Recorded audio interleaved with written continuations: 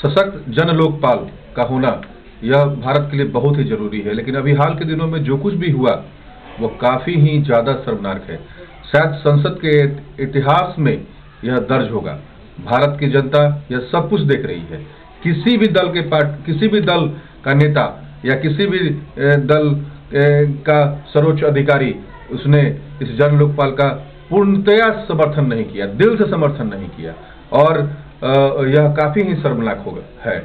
और खास तौर से मैं कहना चाहूंगा कि सत्ता में बैठी हुई कांग्रेस पार्टी जिसने भ्रष्टाचार का पिटारा खोल रखा है, तत्कालीन संचार मंत्री ए राजा और प्रमुख करुणानिधि की बेटी कोनी मोझी के साथ दर्जनों लोगों को सलाखों के पीछे धकेल दिया गया।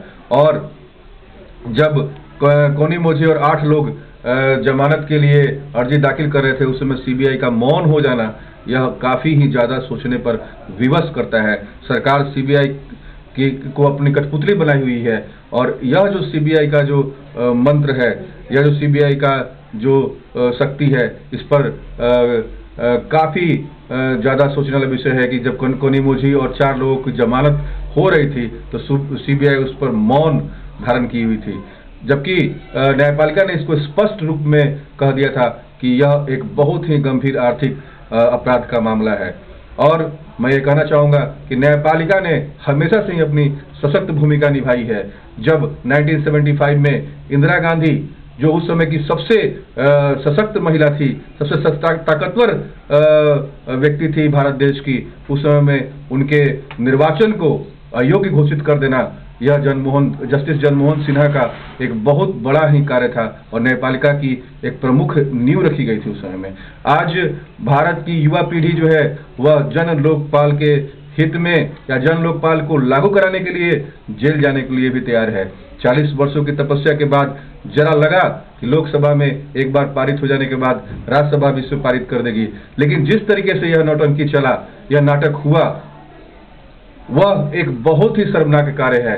भारत की जनता भ्रष्टाचार को इस देश से उखाड़ फेंकने का संकल्प ले चुकी है, और एक ना एक दिन यह जन लोकपाल जनता के हित के लिए भारत देश में लागू होगा, और भ्रष्टाचारियों को कोई भी व्यक्ति बख्शेगा नहीं। यह देश सदियों से ऋषि मुनियों का देश रहा है। यह सत्य, अहिंसा और धर्म को मानने वाला देश रहा है।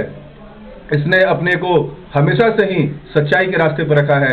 इस समय में जो भ्रष्टाचारियों का लिस्ट है विश्व रूप में, यह काफी व्यापक है, और यह काफी शर्मनाक है कि अन्ना हजारे का इतना बड़ा अभियान हुआ और पूरा विश्व का मीडिया इसको देख रहा था, और तब जब देश की सरकार उस पर मौन है या खामोश है, तो यह एक सोचने का विषय है।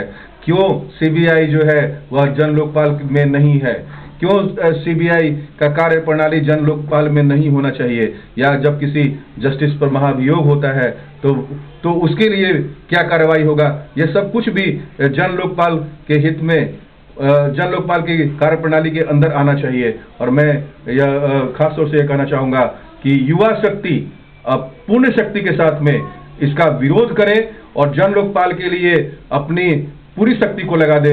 और मैं यह विश्वास के साथ कहना चाहूंगा कि सरकार को बाध्य होकर जन लोकपाल को लाना होगा, और कोई भी व्यक्ति या कोई भी नेता अगर इसका विरोध करता है तो उसका पतन हो जाएगा। धन्यवाद।